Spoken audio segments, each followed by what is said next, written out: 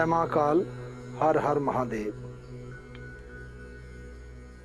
देखो, ना ही तो मुझे गुरु बनना है, ना ही मैं अपने आप को गुरु कहता हूँ। शिष्य बनने में ही आनंद है, गुरु बना नहीं जाता। गुरु भगवान के द्वारा ही बनाया जाता है। मैं शिष्य हूँ, मुझे शिष्य में ही आनंद है। शिष्य में ही एकांत मिलता है और अपने एकांत में आनंद आता है। मैंने पहले भी बताया था कि यहाँ से 1 किलोमीटर उधर कोई घर नहीं था, 1 किलोमीटर इधर घर कोई नहीं था। अभी ये यहाँ पे 5-7 घर बन गए। जो 4 साल मैंने यहाँ निकाले एकांत में, वो बहुत ही आनंद, जीवन का जो आनंद था वो मैंने उसमें पाया। ऐसा नहीं है कि बैठना, हमारे पास कई बार एक व्यक्ति आया, हम आपके साथ बैठेंगे इधर। मैंने बोला 1 दिन बैठ जा, 24 घंटे यहाँ पे बैठ के आप सिर्फ दिखाना है, उसके बाद हम बोलेंगे कि आप एकांत में बैठ सकते हैं, आनंद ले सकते हैं। ये सिर्फ कहने की बातें हैं। देखो, गुरु क्या है? गुरु तो सबसे पहले हमारी माता है, जन्म दिया। माँ ने उंगली पकड़ी हमारी, हमें चलना सिखाया, बोलना सिखाया। फिर पिता, माता पिता दोनों गुरु। फिर हम स्कूल चले गए, वहाँ जिन्हों से हमने पाया, जो विद्या ली, कैसा पाया, कैसा दिया। गुरु तो देता है, आगे लेने वाले का कैसा है, कैसे वो ले रहा है।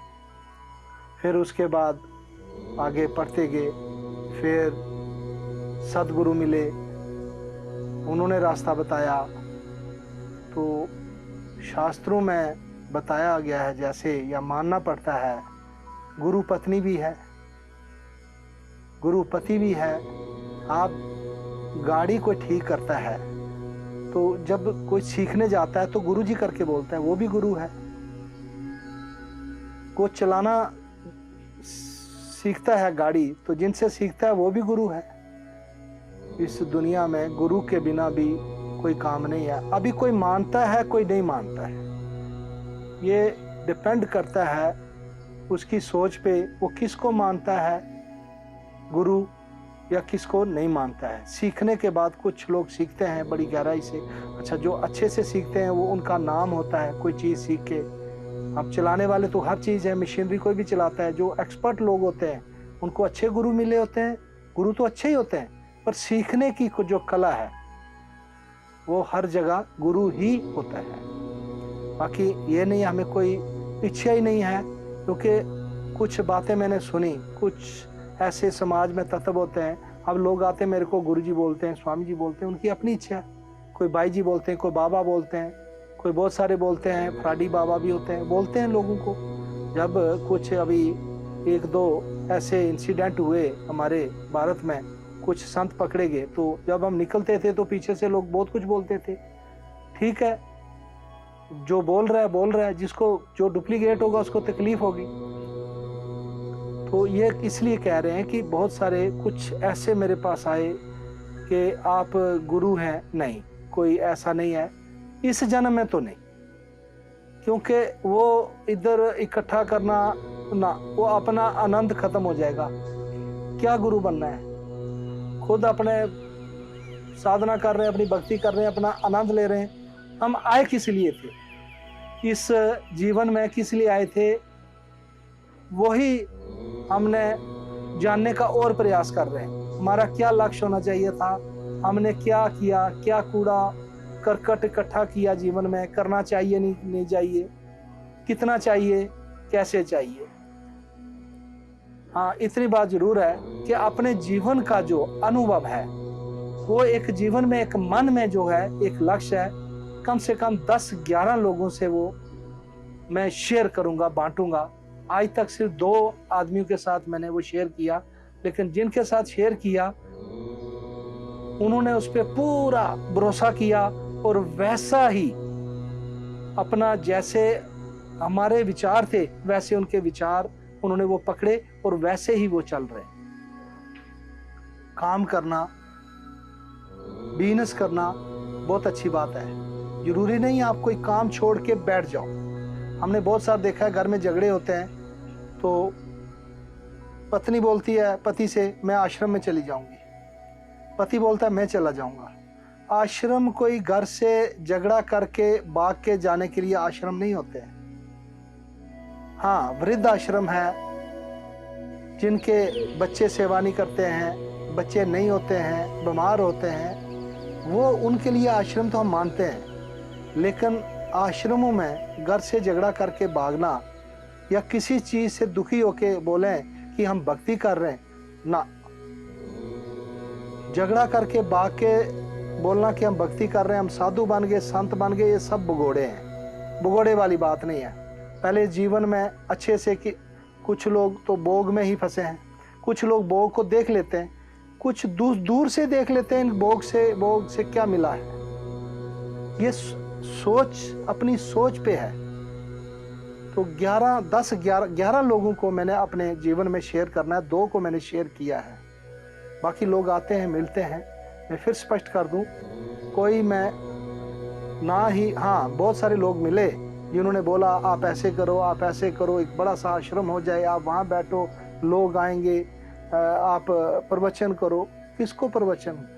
नहीं, मैं पहले भी बताया था कि एक काम जरूर है कि इसके साथ देखो, भगवान ने सबके अंदर एक गुण तो बहुत सारे होते हैं, पर एक गुण विशेष प्रत्येक व्यक्ति को भगवान ने दिया हुआ है। कोई किसी तरीके से किसी की सेवा कर रहा है, कोई किसी तरीके से सेवा कर रहा है। हाँ, मेरे पास यदि कोई टेंशन डिप्रेशन में है, नींद नहीं आ रही है, जब वो टेंशन डिप्रेशन में चला गया, डिप्रेशन में जाने के बाद क्या व्यक्ति को नींद नहीं आती, अजीब सी चीज़ें दिखना शुरू हो जाती हैं, तो उसके लिए यदि कोई आ जाता है तो वो सामने बिठा के आधा घंटा 20 मिनट लगेंगे, वो प्रक्रिया है बिना मेडिसिन के। ये देखो कोई बीमारी नहीं है, इसकी दवाई भी नहीं है। एक आदमी को यदि टेंशन डिप्रेशन से नींद नहीं आ रही है, वो दुखी है, तो उसके लिए वो दवाई खाएगा सोएगा, दवाई फिर टूटी फिर खाएगा सोएगा, कोई इलाज नहीं है। ये क्या है कि नेगेटिविटीज़ चली जाती हैं, वो किसी बात से भी लेके चली जाती हैं, चाहे वो बिजनेस से हो, सर्विस से हो, किसी शरीर को लेके हैं, कोई बीमारी है या घर की परेशानी है, कोई भी किसी चीज़ से मतलब परेशानी, टेंशन क्या परेशानी, किसी चीज़ से दिल पे लगा लेना, अकेले में रहना, कोई साथ मतलब नेगेटिविटीज इकट्ठे होते बहुत सारी नेगेटिविटीज अब इकट्ठी हो जाती है। तो उन नेगेटिविटीज निकालने के लिए पहले अपने पास भी तो पॉजिटिविटीज होनी चाहिए ना। उसको बताने के लिए ये थोड़ी है कि आया तो ऐसे किया भाई ये खा ले तो ये हो जाएगा। ठीक है, यहाँ दवाई की ज़रूरत है, यहाँ मेडिसिन की ज़रूरत है, वहाँ मेडिसिन ही ली जाएगी, वहाँ मेडिसिन ही काम करेगी। ये ना कोई जैसी बीमारी है वैसा ही इलाज होता है। जो नेगेटिविटीज़ है वो दूर करनी है। तो मेरे भी गुरु हैं, बहुत सारे गुरु हैं जिनसे मैंने सीखा, गाड़ी सीखी, जीवन में सीखा, नाम लिया। बाकी यहाँ पे बहुत सारा है, कुछ बातें जो हैं वो बिना कहे भी व्यक्ति समझ जाते, जो मैंने बोला कि गुरु बनने की। ना कभी हम गुरु हैं, ना ही हम गुरु बनेंगे, ना ही हमें गुरु बनना है। हाँ, जो व्यक्ति आ जाए, अब जैसे बात करेगा परमात्मा की कृपा से जवाब मिलेगा। जो मन में होता है आदमी का वही बोलता है। जो जितना पढ़ा होता है उसके पास उतना ही ज्ञान होता है। तो यहाँ क्या है कि हम तो किसी से कोई ऐसा है नहीं है कि कोई बड़ा आश्रम हो जाए, बड़े सारे वो लोग आ जाएं, ना, कोई इच्छा नहीं है। कहीं भी कोई मिल जाए, किसी का भी हम काम आ जाए। जो भगवान ने हमें दिया है, जो हमें करना चाहिए, जो बुद्धि दी है भगवान ने, उसका कैसे उपयोग करना है, किसके काम आना है, कैसे करना है। अगर हम यहाँ बैठ के झूठ बोलेंगे तो फिर बेहतर था कुछ बाहर ही झूठ बोल लेते, समाज में चल के अपना कारोबार कर लेते, कुछ और कर लेते, झूठ बोल लेते। गुमराह नहीं करना है बिल्कुल किसी के साथ धोखा, भाई ये होता है, यहाँ ऐसा होता है, आप आ जाओ यहाँ पे। ये बिल्कुल एकांत में आनंद है। ये भी इसलिए है कि चलो किसी का कोई दुख दर्द दूर हो जाए। अभी हमने देखा बहुत सारी बात, 25 साल का एक आदमी है जिसने शादी नहीं की है, वो काउंसलिंग कर रहा है, और काउंसलिंग कराने के लिए 35 और 45 साल के जा रहे हैं। मैं ये नहीं कह रहा नॉलेज नहीं है, लेकिन जिसको गृहस्थी का ही नॉलेज नहीं है वो दूसरे की काउंसलिंग क्या करेगा? जिसको खुद अपनी गृहस्थी पता ही नहीं, गृहस्थी क्या होती है, घर के खर्चे क्या होते हैं, रिलेशन में कैसे चलना है, कैसे एक दूसरे के साथ कितना चलाना है, मिलना है, बैठना है, बुलाना है अपने समाज में, वो दूसरे की काउंसलिंग कर रहा है। मतलब एक दूसरे को बेवकूफ बनाया जा रहा है। तो ऐसा कुछ नहीं है, ये क्लियर स्पष्ट कर देना चाहता हूँ, किसी को अगर कोई डाउट ना हो कि हम गुरु बन के हम कोई दीक्षा दे रहे हैं। दीक्षा बहुत हैं, गुरु हैं, जिनको दीक्षा लेनी है वो अपने गुरु के पास जाएं, जाके हाँ मेरे पास ये चीज है, भक्ति करनी है, उसके लिए बता सकता हूँ स्पष्ट। भक्ति के साथ अपना कर्म करो, अपनी मेहनत करो। मैं अपना काम स्वयं करता हूँ, मैं अपनी गाड़ी खुद चलाता हूँ। ऐसा नहीं है कि मैं बड़े रहा यहाँ बैठा हूँ, इसलिए बैठा हूँ कि जब थकावट हो जाती है तो झूले पे बैठ के अपने आराम से थोड़ा शांत हो जाता हूँ एकांत में। बिल्कुल ऐसा नहीं है किसी से कोई मेरा काम करे या मेरे आगे पीछे दौड़े, ना, जरूरत नहीं। वो तो हो जाता है, कभी भी हो जाएगा। लोगों को गुमराह करूंगा, गरीब लोग आएंगे, भागेंगे, दौड़ेंगे। क्या करना है? अपनी मेहनत की रोटी खा के आनंद की नींद से सो जाना, उस प्रभु को याद करना। जिस लक्ष्य, अपना अपना लक्ष्य है, वो शेयर मैंने बोला ना, उसी के साथ करूंगा। 2 आदमी को मैंने जीवन में शेयर किया और 9% को मैंने और शेयर करना है अपने जीवन में। जो मेरा जीवन का जो मैंने इकट्ठा किया एक्सपीरियंस। देखिए, जब एक व्यक्ति की जवानी होती है, जवान होता है, ताकत होती है, दौड़ सकता है, खा सकता है, भाग सकता है, वो जो मेरे दिन थे जीवन के, वो संतों के साथ निकाले, उनके चरणों के साथ निकाले। बुढ़ापे में तो सारे बैठ जाते हैं, थोड़ा सा काम भी किया, काम भी करते रहे, ऐसा नहीं है, काम भी किया, लेकिन जो जवानी है, जो जीवन का जो दिन थे, वो संतों के साथ, उनके चरणों के साथ हमने निकाले। तीर्थों पे गए, समा निकाल के अपना काम भी किया।